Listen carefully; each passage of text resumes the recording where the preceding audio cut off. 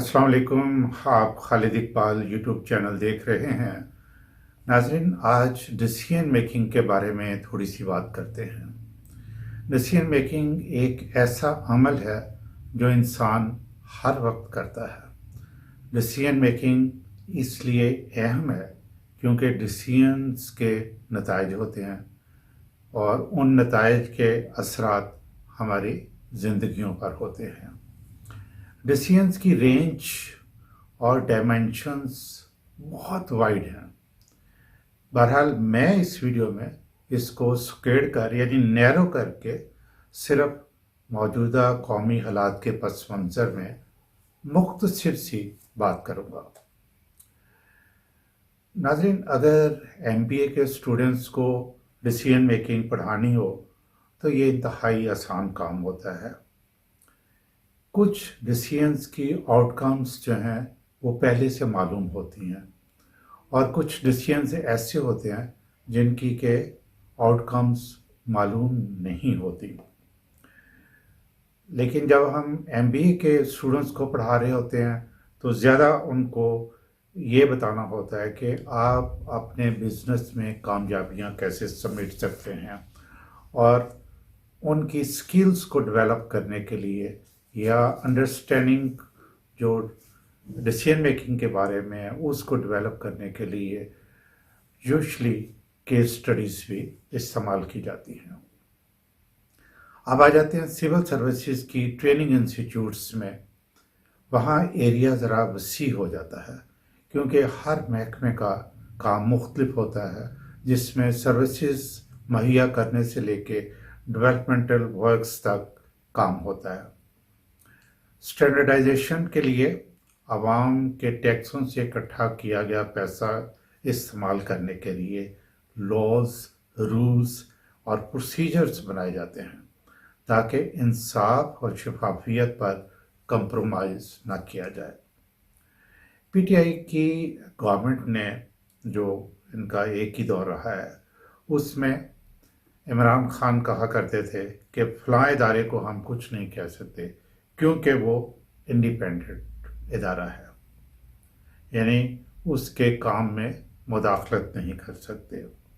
हालिया election commission जो है मैं उसकी बात करता हूँ कि सदर ममलकत जो है उन्होंने इलेक्शन कमिश्नर को मशवरे के लिए या मशावरत के लिए बुलाया तो इलेक्शन कमिश्नर ने कहा कि जी मैं ज़रूरी नहीं समझता मशावरत, इसलिए मैं ये नहीं आऊँगा। मौजूदा honourable chief justice of Pakistan भी एक से ज़्यादा मरतबा ये फरमा चुके हैं कि इलेक्शन कमीशन एक आइनी इदारा है, इसलिए हम उसके काम में मुदाखलत नहीं कर सकते।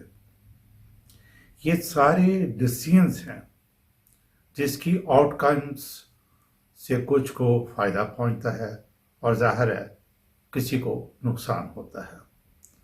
कौमी सतह पर ज़्यादातर फैसले जुडिशरी और ब्यूरोक्रेसी को करने होते हैं। दोनों के फैसले पार्लियामेंट के बनाए गए आइन और कवानीन के ताबिया होने चाहिए। इसकी रोशनी में इदारों ने रूल्स और प्रोसीजर्स भी बनाए हुए हैं ताकि काम आइन और कानून की ट्रू स्पिरिट के मुताबिक हो सके। नाज़रीन, ये बात समझने की है कि जितनी देर तक रूल्स और प्रोसीजर्स जो हैं यानी उस आइन को और उन कानून को इस्तेमाल करने के लिए नहीं होंगे, उतनी देर तक आइन और कानून की ट्रू स्पिरिट के मुताबिक फैसले करना मुश्किल हो जाएगा। और हमारे मुल्क में ज़ाहिर है कि कुली तौर पे ऐसा नहीं हो रहा। वजह क्या है? वजह यह है कि डिसीजन मेकर की अपनी परसेप्शन है। इसके अलावा ज़ाती मफाद और मुख्तलिफ दबाव भी हो सकते हैं, जिसकी वजह से इंटरनेशनल इदारे हमें हदफ तनकीद भी बनाते हैं और अपनी जो पब्लिश्ड रैंकिंग है दुनिया के सारे ममालिक के साथ जब वो हमें कंपेयर करते हैं तो ज़्यादातर हमें कहीं निचले दर्जों में ही रखते हैं, جس کی وجہ سے عالمی سطح پر ملک کی بے توقیری بھی ہوتی ہے اور ہمارا آنر جو ہے وہ بھی متاثر ہوتا ہے۔ آئینی اور آزاد اداروں کی حیثیت اور ڈیسیژن میکنگ کے بارے میں میری کیا پرسیپشن ہے، میں یہ آپ کی خدمت میں پیش کرنا چاہتا ہوں۔ اور یہ جو میری پرسیپشن ہے، ظاہر ہے اس کے کچھ بیسس ہیں، اور وہ بیسس ہیں کہ میری برطانیہ میں تعلیم، سول سروسز کو ٹریننگ تقریباً 29 ایئرس، پھر ججز کورسز کروانا، پھر مختلف ممالک میں جا کے ٹریننگ کورسز کروانا، یہ بیسز ہیں میری پرسیپشن کی۔ ہمارے ہاں عدلیہ کے پاس اپنی مرضی سے فیصلے کرنے کے یعنی بہت سپیس ہے، کیونکہ یہ وجہ کیا ہے، اتنی زیادہ سپیس ان کے پاس کیوں ہے؟ وہ یہ ہے کہ اگر وہ غلط فیصلہ بھی کرتے ہیں، اگر وہ کوئی فیصلہ ایسا کرتے ہیں جو کہ قانون اور آئین سے متصادم ہے، تو ان کے لیے کوئی اکاؤنٹیبلٹی نہیں ہے۔ اپنے خلاف فیصلہ آنے پر کوئی شخص یا ادارہ اگلی ہائر کورٹ پہ جا سکتا ہے، پھر سپریم کورٹ میں جا سکتا ہے۔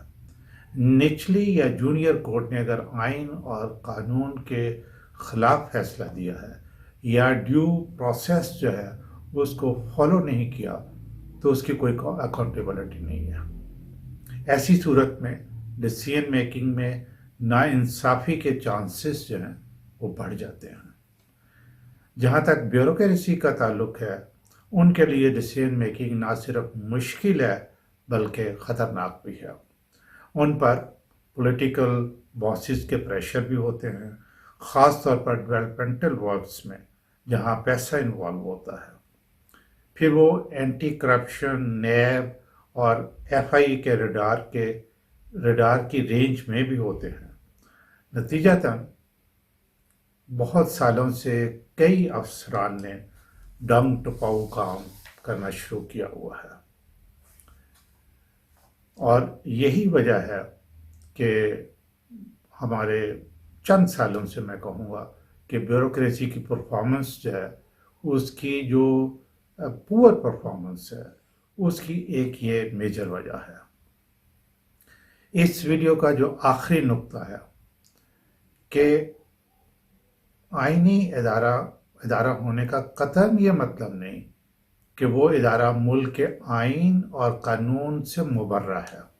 ناظرین، یہ ذرا بات غور سے سنیے گا کہ آئینی ادارہ ہونے کا قطعاً یہ مطلب نہیں کہ وہ ادارہ جو ہے باقی جو آئین ہے یا قوانین ہے ملک کے، اس سے مبرہ ہے اور وہ جیسے مرضی کرے۔ وہ اپنے کام میں تو آزاد ہے، لیکن جہاں وہ انصاف کے تقاضوں کے خلاف جائے، متاثرہ شخص یا ادارہ جو ہے وہ ملک کی عدالتوں کے دروازے پر دستک دے سکتا ہے۔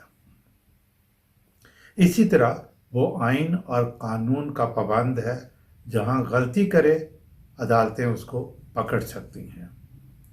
اسی طرح نیب بھی جو ہے وہ کوئی فورن باڈی نہیں ہے، یہ بھی قومی ادارہ ہے۔ اس کے چیئرمین کے آزاد ہونے کا مطلب یہ ہے کہ وہ آزادانہ، بغیر کسی دباؤ کے منصفانہ طریقے سے کام کرے، لیکن وہ آئین اور باقی ملکی قوانین کے تابع ہے۔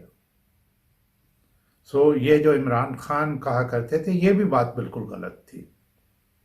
ناظرین، اگر ہمارے ہر ادارے کی اکاؤنٹیبلٹی ہو، قوانین کے علاوہ رولز اینڈ پروسیجرز ہوں، اور ہر ڈیسیژن میکر پر اس کو فالو کرنا لازم ہو، تو ملک میں مجموعی طور پہ بہت بہتری آ سکتی ہے، اور ہماری ڈیسیژن میکنگ جو ہے وہ ہر لیول پہ بہتر ہو سکتی ہے۔